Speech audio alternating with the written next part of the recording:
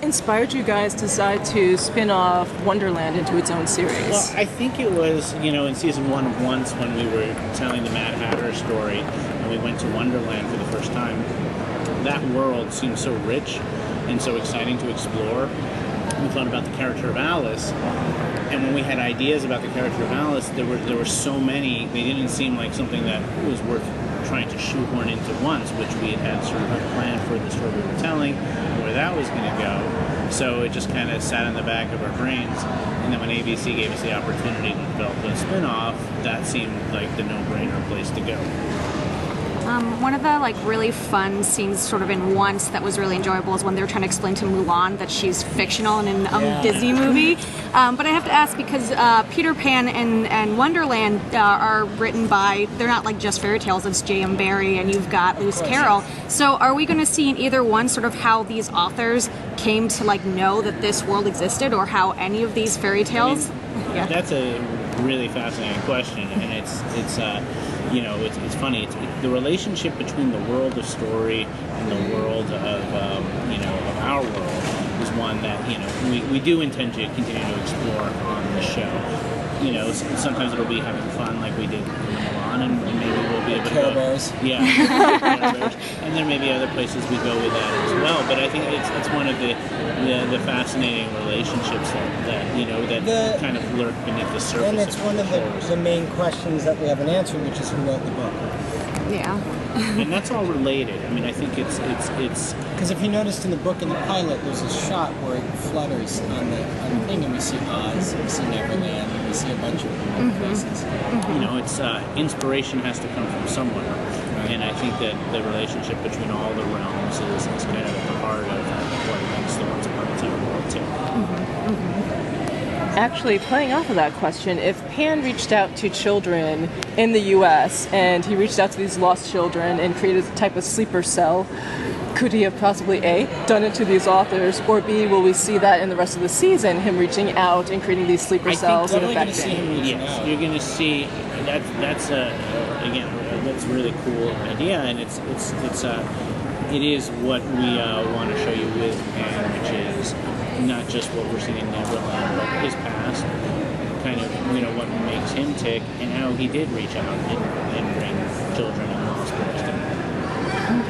Yeah, I want to know without giving away what the show, but the reasoning behind actually changing the role of Captain Hook and Peter Pan. I find it so intriguing. It keeps me hooked. So what's the reasoning behind That's the reason. Yeah, no. I guess for us, Peter Pan was very mischievous in that book. And when you think about 14, 15-year-old boys, you think back to our youth, to want to be that for the rest of your life is dark.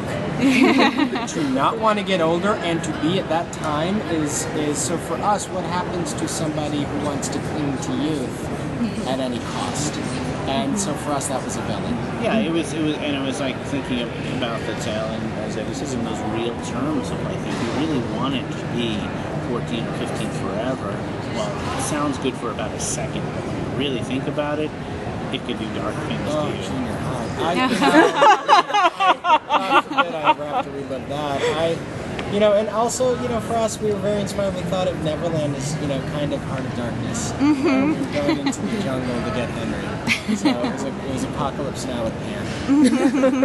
You guys have introduced these sort of lost boys that fit Pan's mentality, and you have this one primary lost boy. He doesn't have a name, I don't think. He does. It's Felix. I just don't know if we. What I can't remember is if it hasn't made air or not. I don't know if we've ever said it. I don't think it has. Because we just refer to him as the the lead lost boy. The Kool-Aid Drinker 1.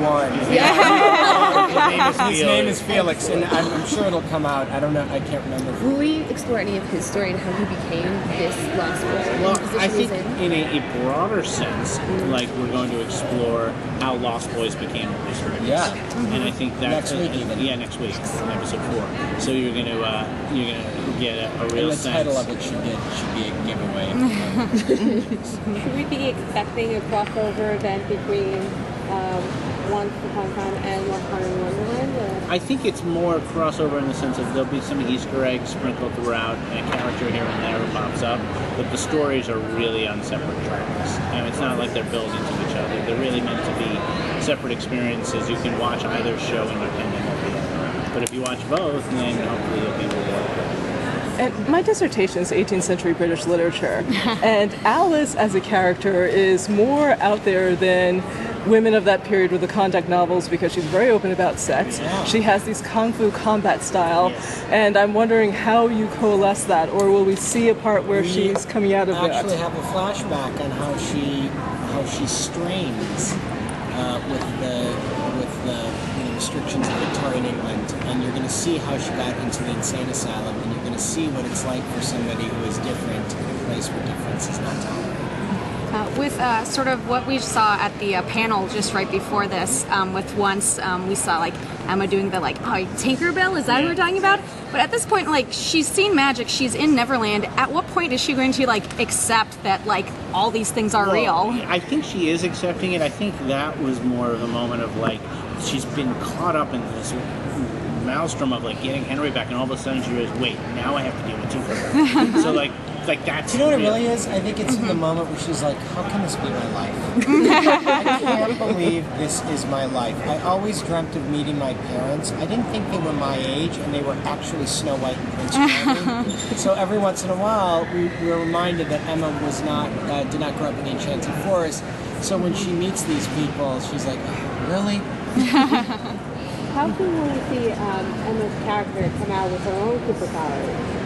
Well, we're going to absolutely explore her use of magic, and the reason why she kind of, puts it away, I think, is a part of her character, which is it's one thing to believe and it's one thing to truly believe. Mm-hmm. So you may know because there's proof of magic, but having it within you, not using it is kind of your denial about something about yourself that you're not ready to admit.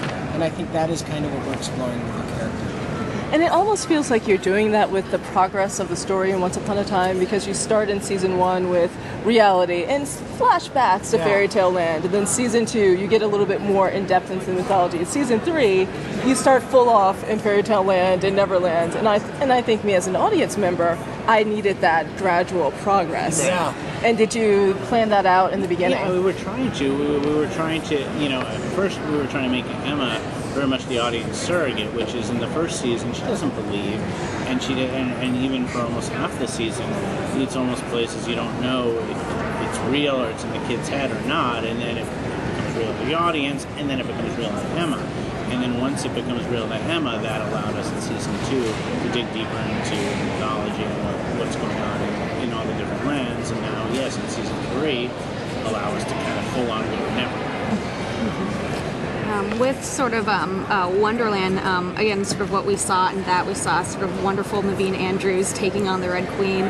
Is that something that your guys are planning to develop, that she really is in over her head when it comes to Jafar? I think that, we are going to find out who she is, where she came from, and what makes her tick.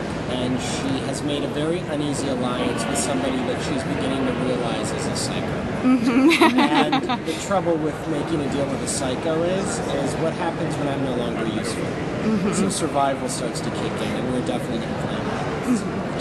Any chance that we'll be seeing Aladdin anytime soon? Or? Not in the anytime soon, but you never know who may pop up. The first date, definitely not. I have a mini crush on Giancarlo Esposito. We have a major crush on Giancarlo Esposito. And I love that you were able to bring him back in the premiere of this episode. I'm like, oh, that's great, he'll be in Once Upon a Time. And then I noticed that you have a genie as a love interest in Once Upon a Time in Wonderland. Was it because of what Giancarlo did? Well, we love Giancarlo. He doesn't have any bigger fans than us, and the genie mythology is something we'll explore on Wonderland, so you'll understand how Giancarlo's genie existed in relation to other genies, but The impetus also is when you spend your life as a prisoner of the bottle and you grant wishes, you start to realize people ruin their lives with shortcuts or selfishness. And so that love becomes more important to them because they don't have the chance at it. So we saw with his character, he fell in love with the evil queen, unfortunately, and that's how he violated his own rule, which is never use a wish, he uses a wish to be with her, and he ends up with a mirror. So for us, that character is always, we've loved that idea of what's it like to always watch life from the outside. I mean, he's so good. He's as an great, actor. and he's the sweetest man you'll ever meet, too. I mean, it's just like, we watch, like, he's just amazing. So for us, we always try to get him back as much as possible because we are in awe of him, and, you know, his best friend. Well, thank you guys. Thank you. Thank you guys so much. Thank you, nice to meet you. Thank you.